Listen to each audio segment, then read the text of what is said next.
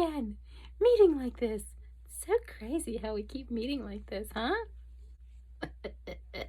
It's almost like it was planned. Oh my goodness. Could it be? They like me. They really, really like me. I'm kidding. We're not going that far. You tolerate me. You really, really tolerate me. It's okay. I'll take it. Okay. I know. I can't find my other glasses, so I've got these ones. Also, I was spray painting yesterday, and there's like a haze of speckles of spray paint on the other ones. But I took them off and I set them down somewhere. So I've got these backups. And in case you're new here, welcome! Welcome. You might want to sober up and go home. I'm just kidding. Welcome. I'm glad you're here. What am I doing? I'm reading this book, Book of Awakening by Mark Nepo. And I do it every day. And why? Why not? I'm just kidding. I do it because I keep saying the voices in my head, but God, Spirit, angels, who knows? I heard the message to read it out loud to a camera and then post it. So I did not do that for a very long time. I got that message in like April and I started doing it August 31st. So I'm a little slow on the uptake, but here we are, right? It's okay. We're here now. We're making it work. Welcome. September 21st. A silent teacher. Only when I stop collecting evidence do the stones begin to speak.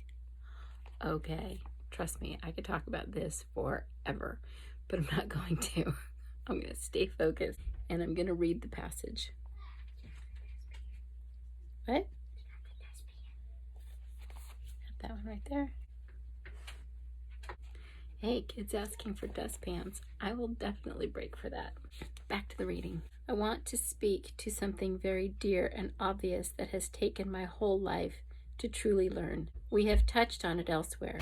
More than knowledge, which I believe in, it involves knowing. I have always been a reader. The worlds opened by honest voices throughout the ages have saved me from confusion and loneliness time and time again. I have also spent roughly 40 of my 49 years in school, either as a student or a teacher. Not by chance, however, the classroom has enlarged over time to the living of life itself, and the teaching has involved less and less instructing and more the asking of simple things, the secret of their simplicity.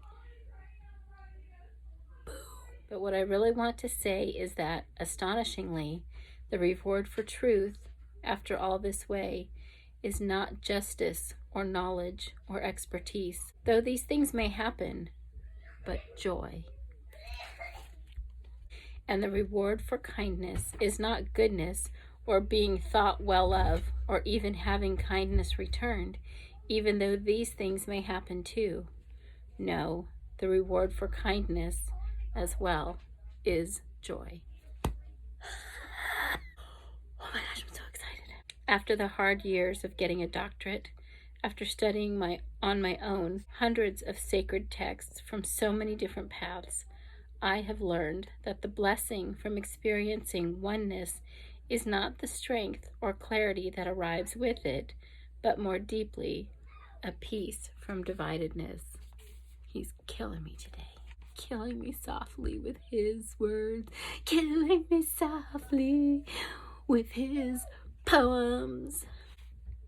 Whether resting in a hospital bed when the pain has stopped, or waking in my lover's arms as her fingers ease the worry from my head, or falling asleep with the words of someone long dead lying open in my lap, the bareness of truth and compassion is the same. It returns me to a simple, if rare, moment in which thinking and feeling and knowing and being are all the same. It is this enlivening moment, so hard to find and so elusive to hold, that is my silent teacher.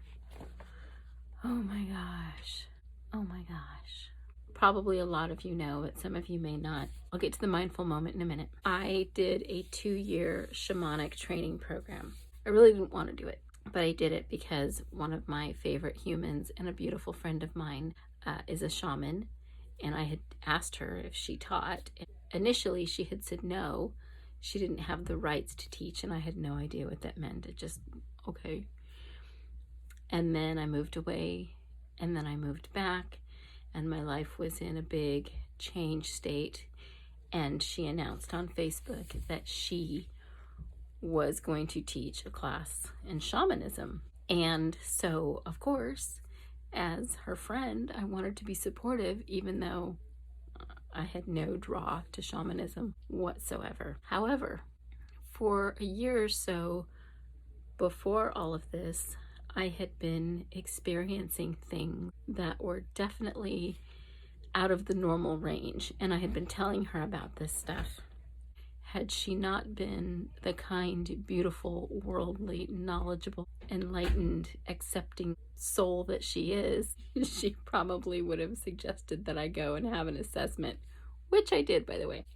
She just listened to my stories and smiled and shook her head and just indulged me. So one of the things that was happening was that my children were finding rocks and stones for me. They always do that. I love rocks. I like rocks. They've just always been everywhere. And I had a bowl of them, and I was heading out the door one day to my salon. That's what I do. I had a salon. I do hair, I do facials, stuff like that.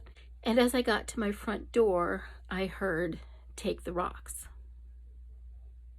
Now, at this point, I'd heard these voices enough times, and I had an assessment twice, because previous to this, I'd been going back to school to become a psychiatrist, so I was a little worried.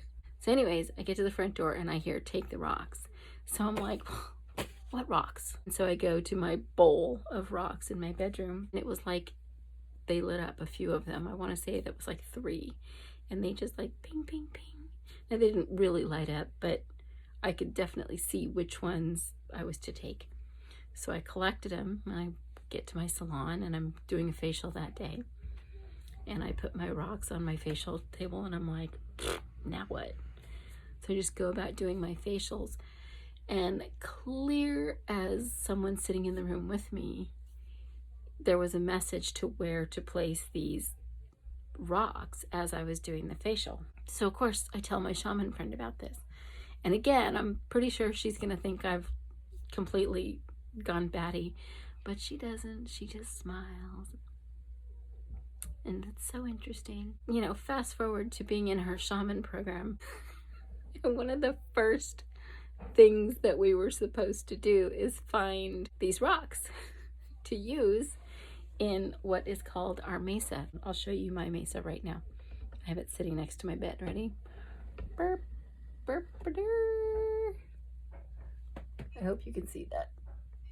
I'm not even sure I believe in coincidence anymore, but many of those rocks that my children found, in addition to going with me to work in my facial room, are now in my mace. And so, it's right.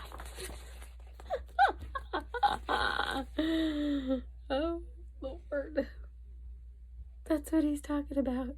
Only when I stop collecting evidence do the stones begin to speak.